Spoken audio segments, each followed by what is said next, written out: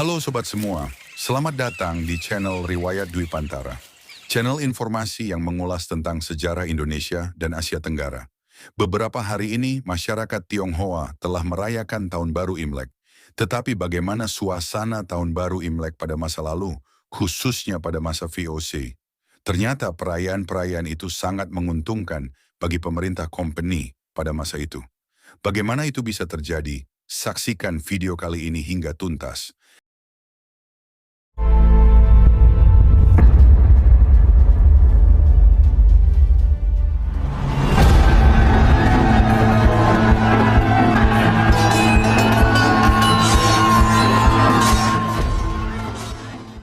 Pada awal abad ke-17 pedagang Cina sangat berperan besar di beberapa pelabuhan Nusantara. Mereka memperdagangkan rempah-rempah dan lada, juga menjual barang-barang dari negeri Cina. Banyak keuntungan diperoleh dari perdagangan itu. Setelah VOC dapat menduduki Jayakarta pada tahun 1619, pihak company berusaha menarik sebanyak mungkin orang-orang Cina ke Batavia agar perdagangan dan segala keuntungannya masuk ke kantong company. Selain itu, kota Batavia yang baru berdiri membutuhkan banyak tenaga pekerja, khususnya pertukangan dan kerajinan. Politik pintu terbuka itu makin meningkat saat terjadi peperangan dengan Banten. Dari daratan Cina, berdatanganlah kapal yang membawa ratusan penumpang Cina. Sebagai akibat aksi blokade Banten, banyak orang Cina pindah ke Batavia. Antara tahun 1619 dan 1620 beberapa gelombang kedatangan orang Cina hingga mencapai 2.100 orang. Untuk memimpin warga Cina di Batavia, company mengangkat si Bingkong sebagai kapiten cinta. Suatu pergolakan di daratan Cina Selatan menimbulkan arus migrasi besar-besaran ke Nusantara, termasuk Batavia. Pada tahun 1644, dalam Dag Register disebutkan kedatangan kapal yang membawa 4.000 orang penumpang.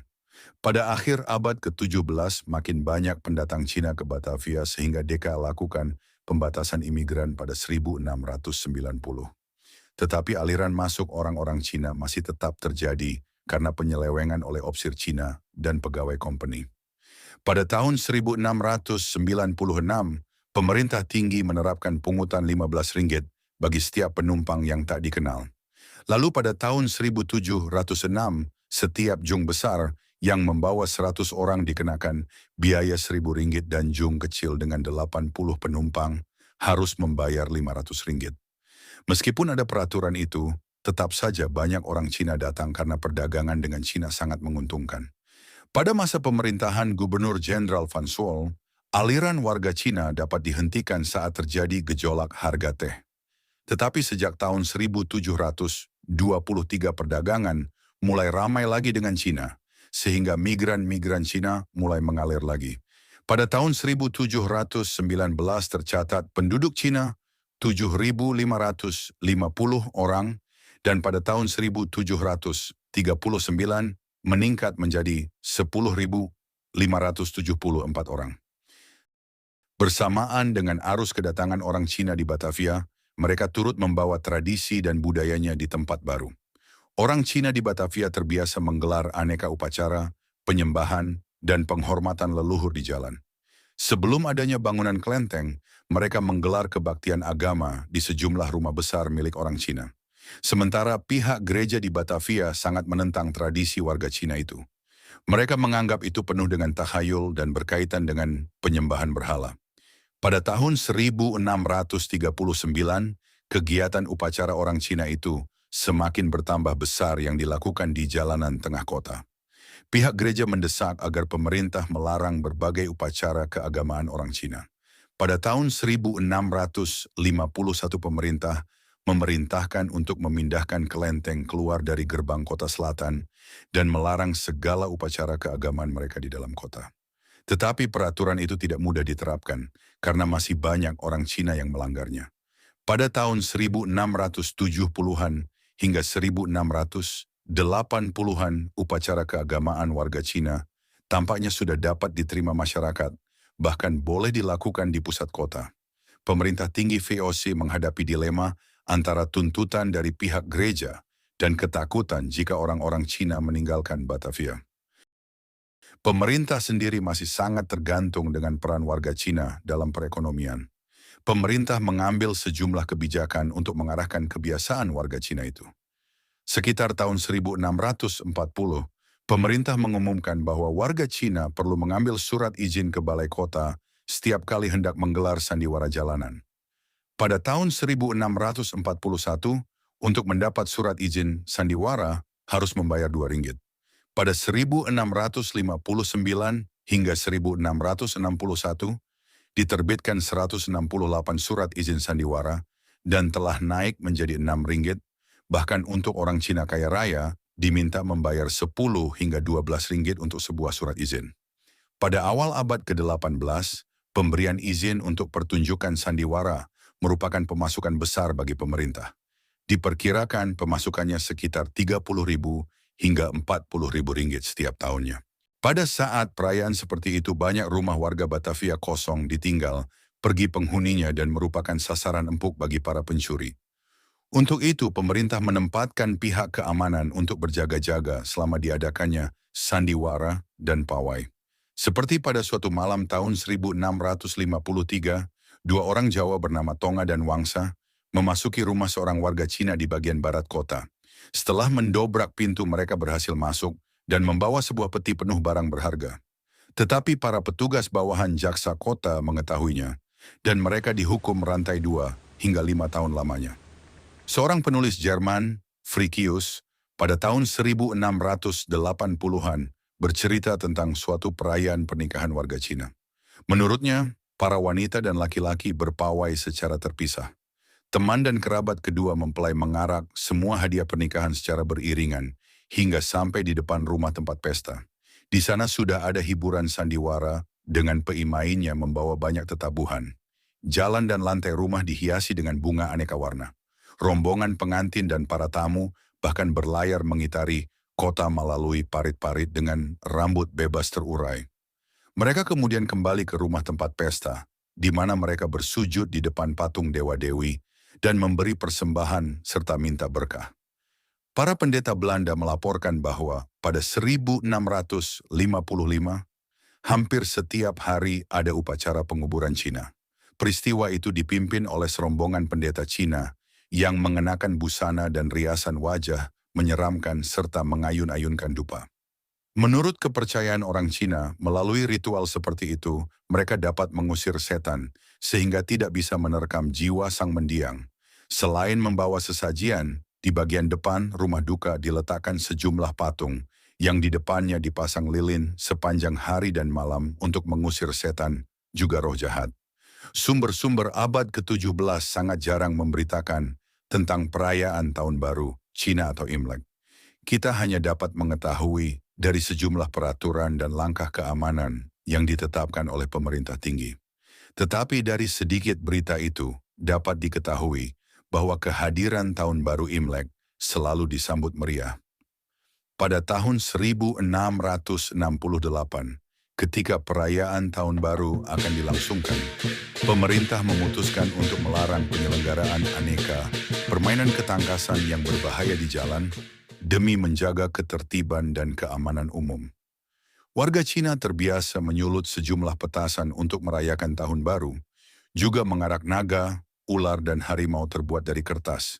Penduduk Batavia khawatir bahwa penyalaan begitu banyak petasan akan menimbulkan kebakaran.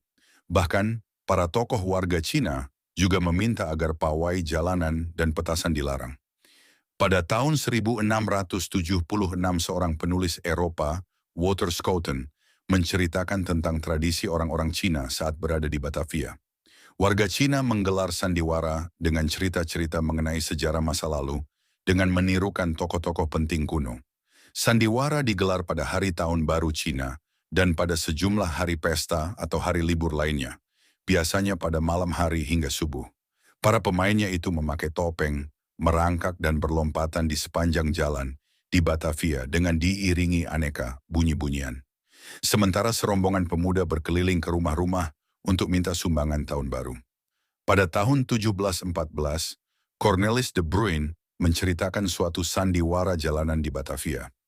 Menurutnya jumlah pemainnya paling sedikit 10 orang yang bermain di atas panggung, di mana terdapat banyak hidangan dan buah-buahan. Orasi tunggal juga sering digelar dan setiap adegan diakhiri dengan tarian. Sandiwara itu biasanya berlangsung cukup lama hingga larut malam.